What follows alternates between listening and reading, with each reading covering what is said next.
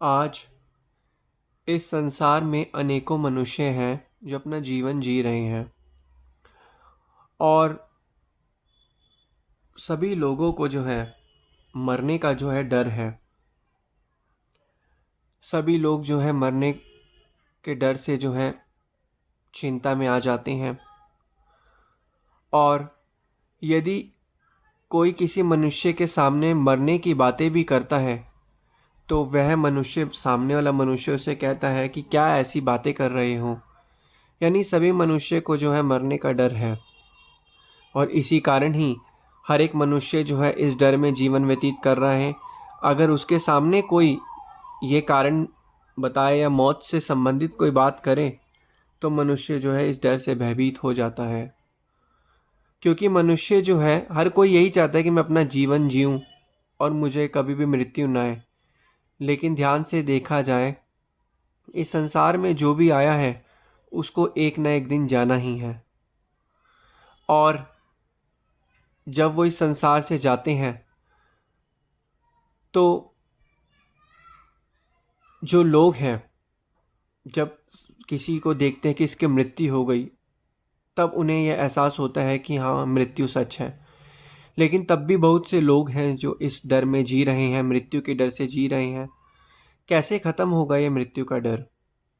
मनुष्य जो है या तो भूतकाल में जीता है या भविष्य में जीता, अपने वर्तमान को वो जी नहीं रहा है। और इस डर के कारण ही बहुत से मनुष्य जो हैं चिंता में आ जाते हैं। अब इस डर को कैसे खत्म किया जा सकता है? एक बार की बात है, राजा परीक्षित, आप सभी ने सुना होगा। राजा परीक्षित को जब एक सांप ने डसा तो राजा के पास सिर्फ एक दिन का समय रह गया था। मृत्यु के उपरांत उनके पास एक दिन का समय था, उसके बाद उनकी जो है मृत्यु होने वाली थी। तो ऐसे में एक ऋषि मुनि ने उन्हें भगवत गीता लगातार 6 दिन से सुना रहे थे, ताकि उनका ये जो डर है, जो भय है, वो कम हो जाए। लेकिन राजा का जो ये डर था, ये भय था, ये ख़त्म ही नहीं हो रहा था। इतने में ऋषि मुनि ने उन्हें एक कहानी सुनाई कि एक बारी एक जंगल में एक राजा था। वो शिकार करने गया और शिकार करके जब वापस लौट रहा था तो वो अपने रास्ता जो है भटक गया। तो रास्ते में उसे एक आदमी मिला जिसकी एक झोपड़ी थी। उस झोपड़ी के ऊपर उसने मांस लटका रखे थे जिसको वो खाता था। और उस झोपड़ी के अंदर ही वो जहाँ रहता था, एक जगह जो थी वहाँ उसके रहने की थी और दूसरी जगह थी उसका वॉशरूम में गया रहा था। जिस चक्कर में उस झोपड़ी में बहुत ही दुर्गंध आती रहती थी। राजा ने वहाँ गया, उस आदमी को बोला कि कृपया मुझे एक रात के लिए इस झोपड़ी में स्थान दे दीजिए, क्योंकि मैं रास्ता भटक गया हूँ। उसने बहुत कहा।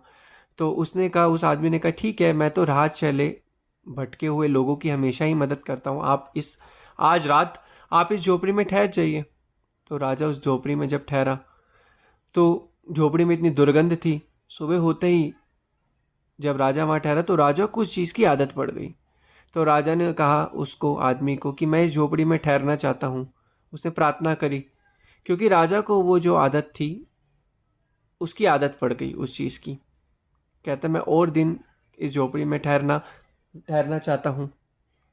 तो ऐसे में ऋषि मुनि ने पूछा, राजा परीक्षित, अब खुद ही बताओ, क्या ये राजा सही कर रहा है, गलत कर रहा है? राजा परीक्षित ने कहा कि ठीक, ये तो मूर्ख है, इंसान है, इसके पास इतना अपना बड़ा राज दरबार है, राज सभी चीज़ें हैं, तब भी ये मूर्खता दिखा के इस झोपड़ी के अंदर ठहर रहा है। इसका तो असली शासन साम्राज्य कहीं और है। तो उसने कहा कि कौन है ये राजा? तो ऋषि मुनि ने कहा, ये राजा और कोई नहीं, ये भी तुम ही हो। राजा परीक्षित को कहा। तो राजा परीक्षित सुनकर हैरान हो गए। उन्होंने, ऋषि मुनि ने उन्हें समझाया कि इसी तरीके से तुम भी जो है अपनी जो मौत है, मृत्यु है, उसके भय से डर रहे हो, उससे भाग रहे हो। ये जो आत्मा है यह भी इस देही के अंदर है। इस देही के अंदर, हाँ, जो ये आत्मा है फंसी हुई है इस गंदगी में, इस देही के अंदर। अब इस आत्मा का समय पूरा हो चुका है और इस आत्मा को यहाँ से जाना ही है। हर एक आत्मा को इस देही को छोड़ के, ये देही दुर्गंधित है, इस देही को छोड़ के जाना ही है। जिस तरीके से राजा को भी अपने साम्राज्य में जाना है, इस आत्मा को भी इस देही को छोड़ के जाना है। तो जब यह राजा परीक्षित ने बात सुनी तो राजा परीक्षित की आंखें खुल गईं। तो उन्होंने अपना जो सारा डर और सारा भय जो है मिटा दिया और उन्होंने भक्ति की तरफ ध्यान दिया और मृत्यु का सारा भय खत्म कर दिया। तो इसी प्रकार वक़्त के संत महापुरुष भी इस दुनिया में आते हैं, जो जीवन है और जो मृत्यु है उसका राज बताते हैं। मनुष्य जो इस संसार को सच मान चुका है, सोचता है कि मैं अपने बिजनेस व्यापार को बुलंदियों तक पहुंचा लूं, सोचता है मैं व्यापारों के अपना परिवार के साथ रहूं, सोचता है मैं सांसारिक चीज़ों में बहुत प्राप्त करूं चीज़ें, एक चीज़ प्राप्त करता है तो उसकी दूसरी इच्छा उत्पन्न हो जाती है। और जितना जितना वो अपनी जो है सुरती इस संसार में फंसाता है, उतना उतना उतने उसे इस दुनिया से जाने का डर सताता रहता है। और जितना मोह उसका जिस चीज़ के साथ होगा उतना उसे छोड़ने में उसे तकलीफ होती है। तो इसलिए संत महापुरुष यही फरमाते हैं कि संत महापुरुष क्या बताते हैं, जीवन जीने की कला बताते हैं। वो यही फरमाते हैं कि इस दुनिया में जो भी आए उसको एक ना एक दिन संसार से जाना पड़ता है, लेकिन जाने जाने में फ़र्क है। कुछ लोग कम समय में भी ऐसा कुछ भक्ति भाव का कार्य करके जाते हैं जिनका नाम हमेशा अमर हो जाता है, और कुछ लोग अपनी पूरी ज़िंदगी जो है संसारिक पदार्थों संसारिक चीज़ों को इकट्ठा करने में जो है बिता देते हैं, जिससे जो है उनका जो है कल्याण नहीं हो पाता। तो यही बताते हैं कि मनुष्य जो है अपने हर एक दिन को अगर ऐसे जिए कि आज का दिन मेरे पास संपूर्ण दिन है, और मनुष्य जो है इस मौत से डरता है, ये मौत तो उसके हर सब पल साथ साथ चल रही है। मनुष्य कहीं पर भी हो, ये मौत उसके साथ साथ ही चल रही है। तभी तो कहते हैं न जाने कब मौत आ जाए, हमें तो पता ही नहीं होता कि इस संसार से हम कब हमें जाना पड़े। मौत तो उसके हमेशा साथ ही है, लेकिन मनुष्य जो है संसार की चीज़ों में इतना जो है बिजी है, व्यस्त रह जाता है कि संसारिक चीज़ों को अपना लक्ष्य बना लेता है और चाहता है कि मैं ये भी चीज़ एकत्रित कर लूँ, वो भी चीज़ एकत्रित कर लूँ। तो साथ जाने वाली चीज़ क्या है? साथ जाने वाली चीज़ सिर्फ परमपिता परमात्मा का नाम है। और इसी कारण ये आम संसारी लोग मौत से डरते रहते हैं। अगर आप किसी के सामने मौत का किसी चीज़ का कोई जिक्र करो, वो पहले कहेगा भाई तू ऐसी क्या बातें कर रहा है, तू मौत मरने मराने की बातें हमारे सामने क्या कर रहा है। तो मनुष्य इसी चीज़ को नहीं समझ पाता और हमेशा इस मौत के मृत्यु के भय से डरा रहता है। आप अपने आसपास का ही अनुभव करिएगा, देखिएगा, किसी के सामने आप मृत्यु की बात करो, किसी के सामने आपको राम नाम सत्य है, वो पहले आपको बोलेगा और डांटेगा और सुनाएगा और अलग। तो यही तो सच है, भगवान का नाम सत्य है, तभी तो बोलते हैं राम नाम सत्य है, क्योंकि इस दुनिया में भगवान का नाम ही सत्य है, बाकी तो सब झूठी तो है। लेकिन मनुष्य नहीं समझता, क्योंकि मनुष्य अंधकार में उसने जीवन जिया है। लेकिन वक़्त के संतों महापुरुषों की चरण चरण में आकर वो जिंदगी और मौत का राज बता देते हैं।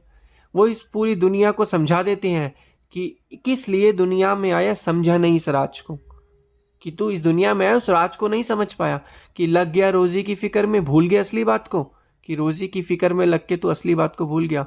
अब फिक्र रोजी की छोड़ और जिक्र कर भगवान का, कि रोजी की फिक्र अब छोड़ दे, अब पता चल चुका है तो भगवान का जिक्र कर। फिक्र तेरी आप करेगा जिसने जामा दिया इंसान का, फिक्र तो आप खुद ही करेगा जिन्होंने इंसान का जामा दिया। तो इसलिए वक़्त के संत महापुरुष हमें यही मौत का जो भय है उससे हटाते हैं, हमें उससे मुक्त करा देते हैं और हमें नाम रूपी जो दात दी है, कहा है कि इस नाम का जाप जपो, तुम्हारे सारे कष्ट, तुम्हारे सारे दुख दर्द दूर हो जाएंगे। लेकिन क्या हम इस नाम का जाप जपते हैं? क्या हम इस संसार के अंदर जो है संतों महापुरुषों की आज्ञा और मौज में चलते हैं? जिस दिन हम संतों महापुरुषों की आज्ञा और मौज में चलेंगे, उस दिन हमारा मरने का जो भय है वो खत्म हो जाएगा। जिस तरीके से उन ऋषि मुनि की कहानी को सुनकर राजा परीक्षित का जो भय था वो खत्म हो गया और उन्होंने अपना भक्ति मन के अंदर से भय को खत्म कर डाला और उन्होंने कहा अब मैं निर्वाण पद को प्राप्त करूंगा। तो इसी तरीके से हम भी इस दुनिया में आए हैं, हमारा भी जो है भय जो और जो डर है वो खत्म हो जाना चाहिए। तभी हम इस जिंदगी को क्यों ना हम हमेशा अपनी जिंदगी को भविष्य में सोचते हैं, हम भविष्य में क्या बनेंगे, आज मैं क्या हूँ आगे मैं क्या बनूंगा।